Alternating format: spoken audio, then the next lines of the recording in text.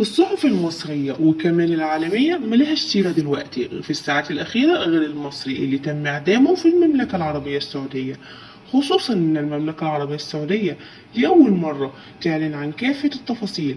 عادة المملكة العربية السعودية لما بتعدم حد سواء مصري أو غيره بتكتفي كده إيه ببيان مختصر، بتقولك تم إعدام فلان والفلاني جنسيته كذا فكذا. لكن المرة دي وعلى غير العادة المملكة العربية السعودية أعلنت عن كافة التفاصيل، أعلنت إزاي وإمتى وفين، والأهم الجرم المصري ده كان إيه. تفاصيل هشارك حضراتكم بيها حلقتنا النهاردة، وأهلا بيكم في حلقة جديدة من قناتكم الترندات مع سمر.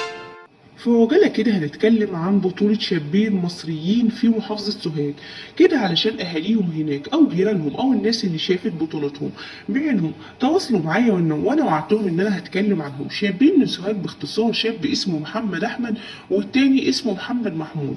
الاتنين أصحاب، الاتنين حتى في مصيرهم كان واحد. باختصار الاتنين ضحوا بحياتهم علشان ينقذوا شاب، والغريب إن الشاب اللي هم ضحوا بحياتهم عشانه كان هو اللي عايز يعمل كده في نفسه، يعني كان عايز يموت نفسه. والأدهى طبعا هو عاش وهم ماتوا. يعني ايه الكلام ده؟ يعني الأجهزة الأمنية والمعنية في عجالة كده يا جماعة قبل ما نروح ايه لواقعة السعودية أو المصري اللي تم إعدامه في المملكة العربية السعودية.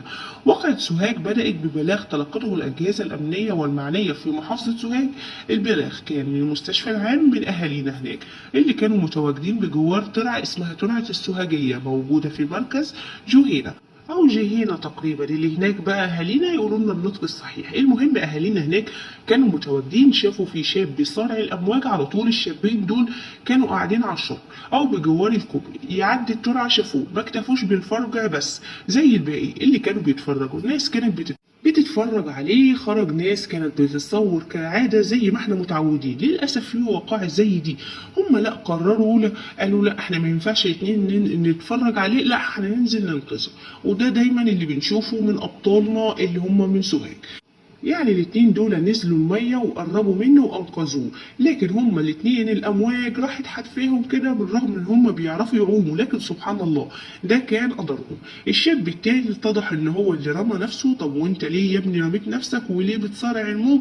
قال لك أصلي روح غالية، وهي بالفعل الروح غالية. حتى لو الواحد في لحظة كده، لحظة ما الشيطان يلعب في دماغه ويقول لك أنا خلاص زهقت من الدنيا، لكن يرجع تاني لصوابه أول ما بيشوف الأمواج أو أول ما يشوف الموت بعينه. ده اللي حصل بالفعل للشاب. الناحية التانية الشابين روحهم فرقة الحياة، يعني هو ما استفادش حاجة بفعلته غير إن هو اتسبب في موت شابين. روح طبعا غالية علينا يا جماعة، ويا ريت ما نفكرش في الحاجة دي لأنه واضح إن هي بقت تتكرر كتير الفترة دي. وبسبب شاب متهور اتنين من خيرة شباب سوهاج يدفعوا الثمن. لكن ده كان قدرهم، او زي ما احنا بنقول كده بالكلمة الدرجة ان ده قدر ربنا او ده حكمة ربنا. ادعو لهم ربنا يرحمهم ان شاء الله ويجعل مسؤولهم الجنة. ويلا بينا نروح للمملكة العربية السعودية وتحديدا الساحة الكبرى. الساحة الكبرى اللي كانت على ميعاد مع تنفيذ حكم الإعدام على مصري اسمه برضو محمد أحمد، لكن محمد أحمد حسنين. محمد أحمد حسنين كان متواجد في المملكة العربية السعودية. السلطات السعودية قبضت عليه وقررت إن هي تنفذ فيه حكم الإعدام تعزيرا. قبل ما نكمل ونعرف جرمه إيه، حصل إيه تفاصيل، نفهم إيه هو حكم الإعدام تعزيرا وايه هو الفرق بينه وبين حكم الاعدام اللي هو حدا. حكم الاعدام حدا المقصود به هو تطبيق حكم الاعدام في الجرائم اللي منصوص عليها شرعا، وعقوبتها الإعدام. زي إيه مثلا؟ زي القتل، يعني اللي قتل يقتل. فلو حد القتل حد بيتم تطبيق عليه حكم الإعدام حدا وفقا لحد ربنا. حد المقصود به هو العقوبة الشرعية أو حد من حدود ربنا سبحانه وتعالى. أما باقي تطبيق حكم الإعدام تعزيرا المقصود به هو تطبيق حكم الإعدام في الجرائم اللي فيها زنا، يعني ما فيهاش إعدام. زي مثلا جرم المصري ده كان بيعمل إيه؟ تعالوا أشارك حضراتكم كده. يعني كده فهمنا حدا ليه نص صريح في ديننا. تعزيرا هو حكم او عقوبة الحاكم، هو اللي قال عليه لكن ملهاش نص صريح في الدين.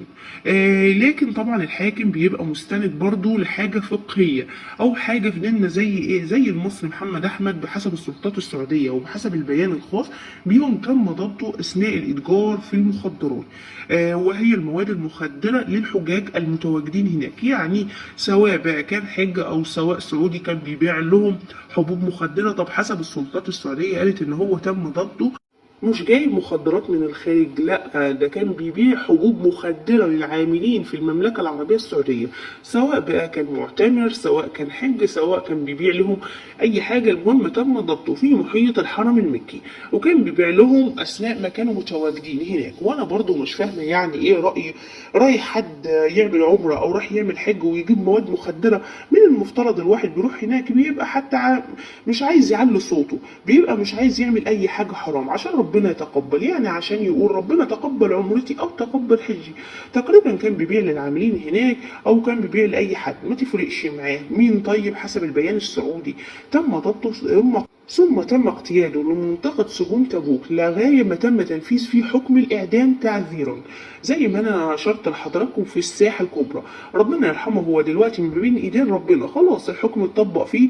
أنا مش هبرر له بقى، هيتم دفنه هناك، هيتم تسليم الجثمان الخاص بيه لعائلته بعد اعلامهم. انا مش عارفه ايه بالظبط الاجراءات اللي هتحصل بالضبط. عموما كانت دي التفاصيل الخاصه او المتعلقه باعدام المصري في المملكه العربيه السعوديه. ربنا يا رب يصلح حالنا وحالكم وحال بلادنا العربيه وبلدنا مصر. بشارككم طبعا الوقائع دي عشان نتعلم ونستفيد منها، بس الاهم ان احنا ما نكررش اخطاء الغير. خدوا بالكم من نفسكم، خدوا بالكم من افعالكم من تصرفاتكم. موسم الحج خلاص خلص، وكل سنة وانتم طيبين وعيد أضحى مبارك وكل عام وانتم بخير.